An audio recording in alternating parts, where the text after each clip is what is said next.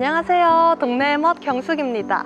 요즘 이 생활 속 거리가 실천되고 있는 만큼 멀리 여행은 못 가더라도 이 책을 읽고 이 주인공의 발자취를 따라가는 가벼운 문학 소풍은 어떠실까요? 오늘 동네의 멋 문학 소풍 주제는 신경숙의 외딴방입니다. 이 책을 보면 과거에 이제 저자가 구로공단에서 여공 생활을 했었던 이야기가 담겨있는 자전적 소설이라고 볼 수 있는데요. 7, 80년대에 이 구로공단의 배경이 너무나 잘 나타나 있어서 구로구 대표 소설로 선정되기도 했는데요. 오늘 이 주인공의 발자취를 따라서 가보겠습니다.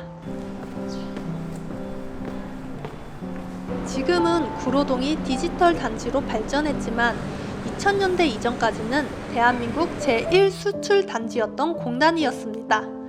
여기 높은 건물들도 다 2, 3층 높이의 공장들이었었고 지하철역은 구로 공단역에서 2004년에 구로 디지털 단지역으로 개명된 것입니다.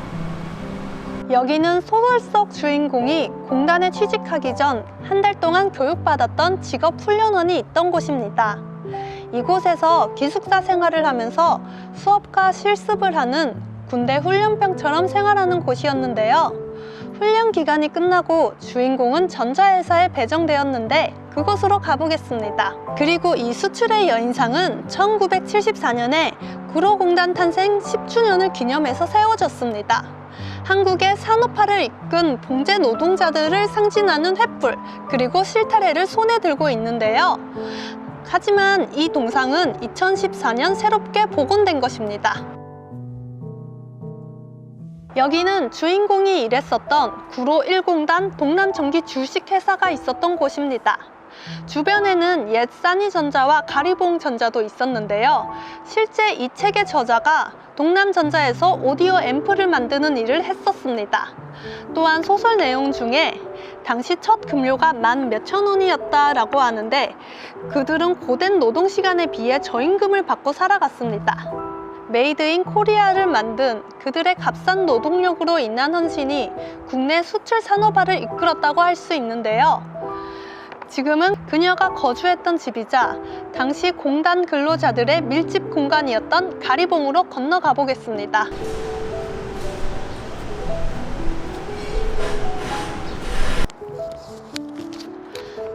소설 속 외딴방은 가리봉의 벌집을 뜻하는데요. 단독 주택 같은 겉모습을 하고 있지만 2, 3평밖에 안 되는 쪽방이 벌집처럼 몇십 개가 붙어 있었습니다.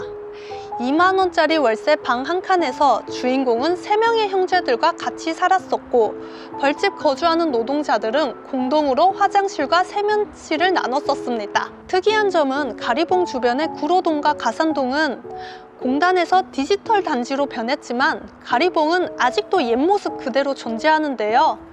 지금은 코리안 드림을 안고 온 중국 동포들이 뒤를 이은 거주지역이 되었습니다.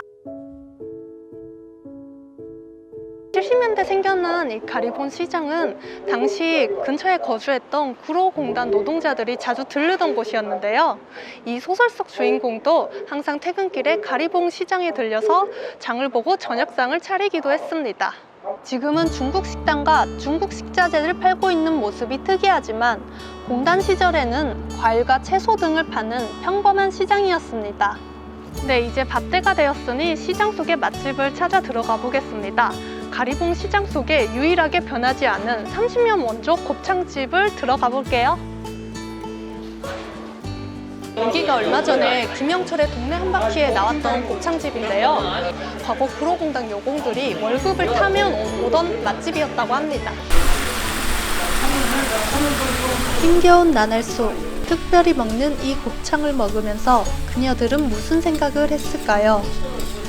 30년 전 호남 곱창 이모님은 주머니 사정 가벼운 여공들의 마음을 아시는지 저렴한 가격에 1인분 같지 않은 산더미 같은 곱창을 그 자리에서 손수 볶아주셨는데요. 여공들은 가리봉을 떠났지만 그 시절 이 맛이 그리워서 찾아올까봐 이모님은 여든이 되어서도 문을 닫지 않고 가리봉에 계십니다. 지금은 패션의 거리로 변했지만 저 자리에는 서울통상, 대우어페럴, 효성물상이 있었고 이 지역이 구로 2공단입니다. 80년대 노동운동의 성지이자 1985년 대한민국의 최초의 동맹파업인 구로동맹파업이 일어났던 곳입니다. 동맹파업은 당시 대우어페럴 노동조합 위원장을 구속하면서 시작되었고, 이에 연대하여 주변 회사 노동조합이 파업을 합니다. 그들이 원하는 것은 노조위원장 석방과 노동자 블랙리스트 철폐와 노동권 보장이었습니다. 이 소설은 구로 동맹파업이 일어나기 전의 배경이긴 하지만, 주인공이 처음 입사할 때 회사 측에서는 노조에 절대 가입하지 말라고 하고, 그리고 가입한 노동자들에게는 불이익을 주는 내용이 나옵니다. 그런데 이 노조라는 게 그 노동법에도 나와 있는 기본적인 휴가수당, 그리고 잔업 거부할 수 있는 권리, 이런 노동자들의 최소한의 인권을 위해서 만든 것인데, 그들을 산업 역궁이라 칭하면서 동상까지 만들어 놓고 노조는 인정해주지 않는 것이 사회적인 문제였는데요. 지금 드는 생각이 반세기 가까이 지났는데도 아직까지 노동자에 대한 불이익 같은 문제는 변하지 않은 것 같습니다. 네, 여기는요, 과거 가리봉역이었던 가산 디지털 단지역이고요. 이 구로공단역처럼 2004년에 역 이름이 개명되었어요. 이 가리봉역 근처에 이 여러 공장들이 있었는데요. 여기가 구로 3공단입니다. 그리고 이 소설 속의 주인공도 구로 3공단 근처에 지하철역이 보이는 외딴방에 살았다고 하는데요. 아무래도 이 근처가 아닐까 싶어요. 그러면 주인공네 집으로 놀러 가보도록 하겠습니다. 여기는 사실 실제 주인공의 집은 아니고 그와 비슷한 순이의 집입니다.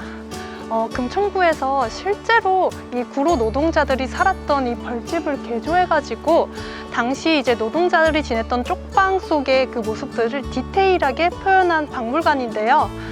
지금은 코로나19로 이제 종료될 때까지 들어갈 수 없지만 나중에 이제 열게 되면 여러분들 꼭 한번 와보시길 바랍니다.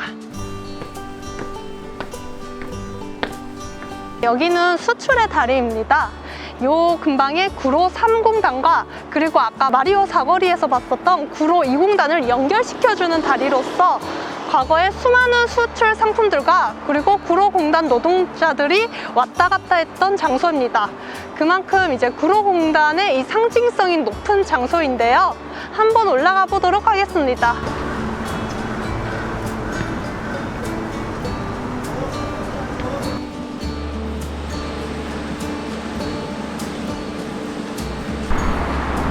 진짜 이 소설을 읽는 것에서 그치지 않고 실제 이 주인공이 있었던 장소에 오니까 서부터 집까지 꽤 먼 길을 다녔네요. 정말 힘이 납니다.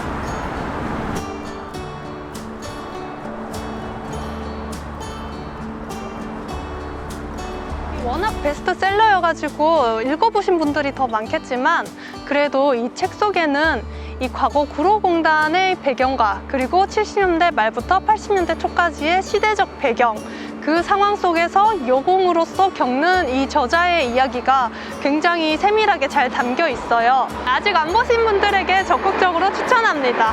지금 이 생활 속 거리두기인 시점에서 멀리 여행은 가지 못했지만 이렇게 책과 함께 이야기 속에 소풍을 떠나는 것은 어떨까요?